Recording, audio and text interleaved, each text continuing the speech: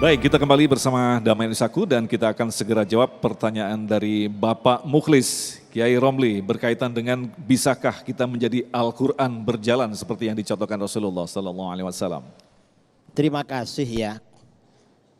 Bisakah kita menjadi Al-Quran yang berjalan? Ini konotasinya ada dua. Al-Quran berjalan maksudnya dia hafal Quran kemana-mana sambil baca Quran. Ini bisa seperti itu. Tapi ada yang lebih hebat lagi, yang lebih sempurna. Dia tahu Al-Quran, kemudian mengerti hukum-hukum Al-Quran, kemudian setiap langkah dalam perjalanannya selalu berusaha seperti yang ada di dalam Al-Quran. Misalnya ketika dia masuk waktu sholat ikut perintah Al-Quran. Dan sholatnya sesuai dengan pesan-pesan Al-Quran. Sholat dikerjakan benar-benar dengan cara yang khusyuk. Sehingga dari sholat yang khusyuk itu akan berpengaruh terhadap kehidupannya. Berpengaruh positif dalam kehidupan. Artinya Al-Quran itu tidak hanya dibaca di tenggorokan saja. Tidak melewati kerongkongan tenggorokan. Karena di dalam hadis-hadis Nabi SAW dicela ada orang-orang yang baca Quran tapi tidak melewati kerongkongannya. Maksudnya apa? Al-Quran itu hanya indah di mulutnya saja. Tidak masuk ke lubuk hatinya. Karena dia tidak faham dan dia tidak mengamalkan ajaran Al-Quran. Bahkan pengertiannya terhadap Al-Quran itu terdistorsi. Tidak sesuai yang diturunkan oleh Allah, ditafsirkan oleh para ulama-ulama salaf. Atau misalnya ketika dia berjumpa dengan orang tuanya, melayani orang tuanya, maka melayani seperti Al-Quran. Seperti yang diperintahkan di dalam Al-Quran.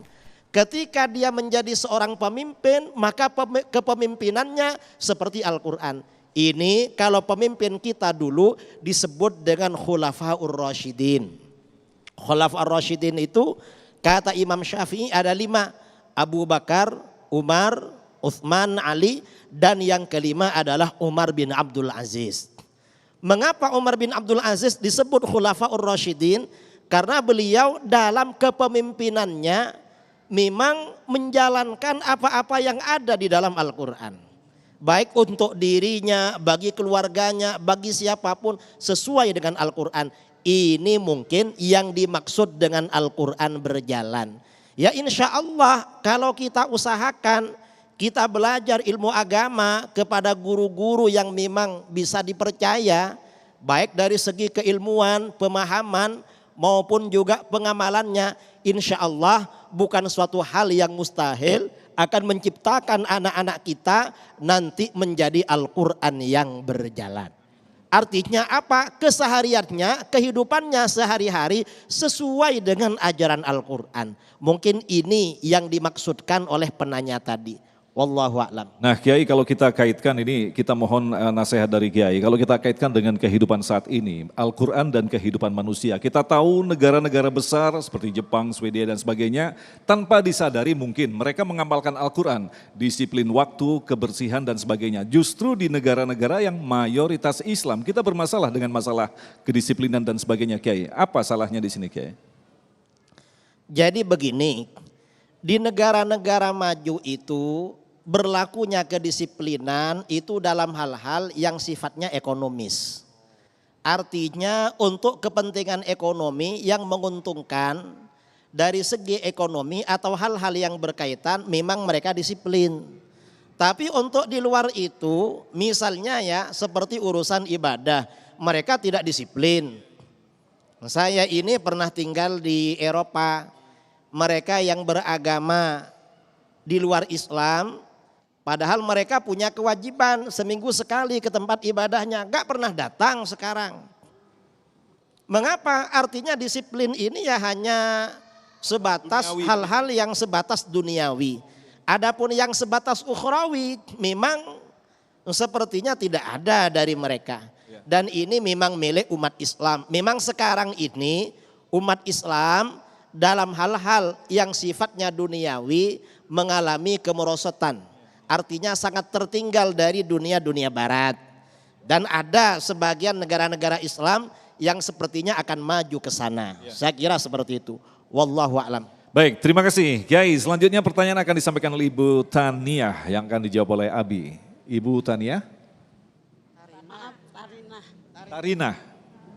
Baik, Tarina, Ibu Tarina. Terima kasih. Bismillahirrahmanirrahim. Assalamualaikum warahmatullahi wabarakatuh. Nama saya Tarina.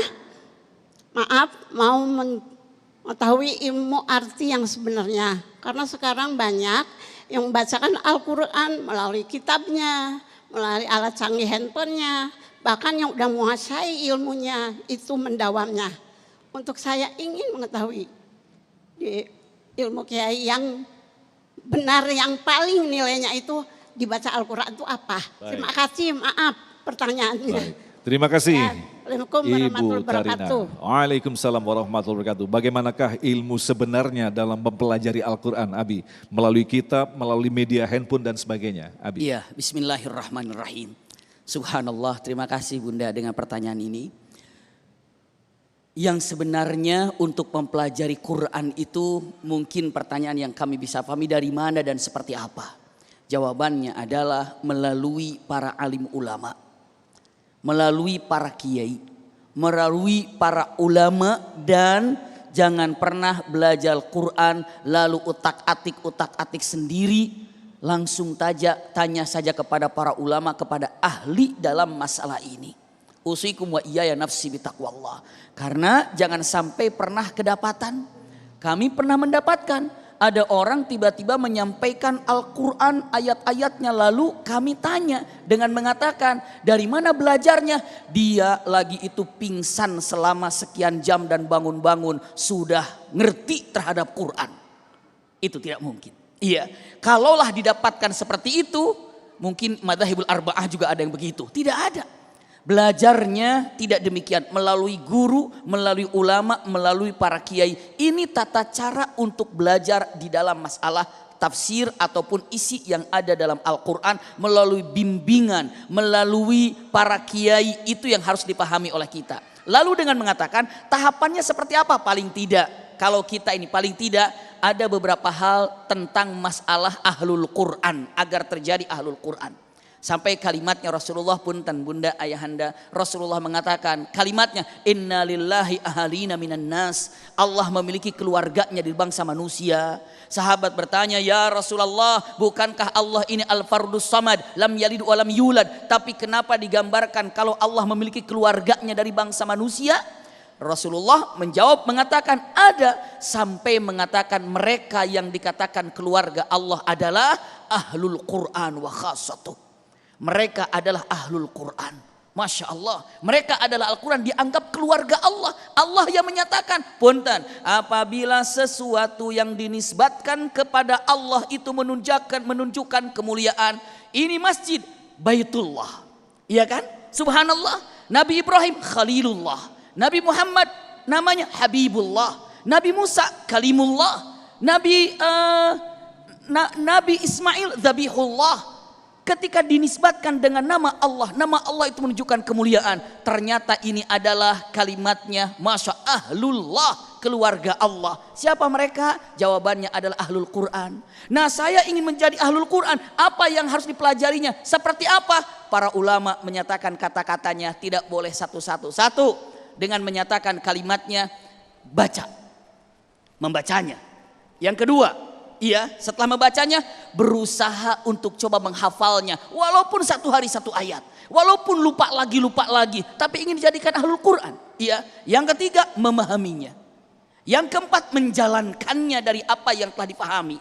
Lalu yang kelimanya, mengajarkannya, baru dikatakan ahlul Quran. Apabila tidak bisa melakukan hal ini, punten, ditakutkan. Bahkan ini perkataan yang disampaikan oleh Syekh Ali As-Sabuni. Kalimatnya, ahlul Quran ini 5 ini harus dipegang oleh kita semuanya. Baca, lalu apa lagi? Hafalkan. Walaupun satu ayat satu hari, walaupun lupa lagi, tapi terus tikrar diulang. Bukan banyaknya, tapi seringnya. Selanjutnya apa lagi? Baru dipahaminya, dijalankannya, lalu diajarkannya. Hal ini harus dipahaminya. Jadi cara belajarnya otomatis membaca ada orang yang mendengarkan, memahami ada orang yang mengajarkan. Lalu apa? Punten, kalimat yang sangat indah. Ahlul Quran ini adalah yang digambarkan oleh Rasulullah, keluarga Allah yang ada di muka bumi ini. Wallahu a'lam. Jadi pada intinya harus bertalaki, bertatap langsung begitu Bi Betul, ya. iya. Apalagi melalui media. Nah sekarang sedikit saja Bi, bagaimana Iya. kita mempelajari Al-Quran bagi kita yang baru memasuki dunia Al-Quran begitu melalui media. Melalui Media. Melalui media. Punten, asal jelas siapa yang telah menulis atau menyampaikan di media itu. Makanya mengatakan apabila Anda belajar fanzur ila samti. Para ulama, lihat dia ini yang akan kita ambil ilmunya, diserap ilmunya, siapa beliau. Bagaimana ketika terlihat orang ini, Masya Allah jelas gurunya, jelas pesantrennya. Ya sudah ambil. Wala uzaki alallahi ahada. Misalnya saya ingin belajar kepada Kiai Haji Idrus Ramli.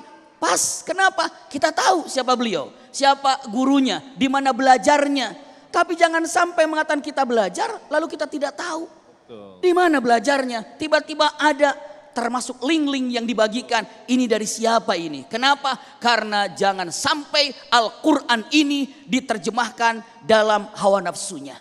Itu yang sangat mengerikan. Maka dengan mengatakan ada ibadah hawiyah, ada juga tafsir hawiyah. Artinya apa? Dengan hawa nafsunya diterjemahkan. Betul. Wallahu a'lam. Jangan sampai belajar pada Syekh YouTubiah dan Googleiah.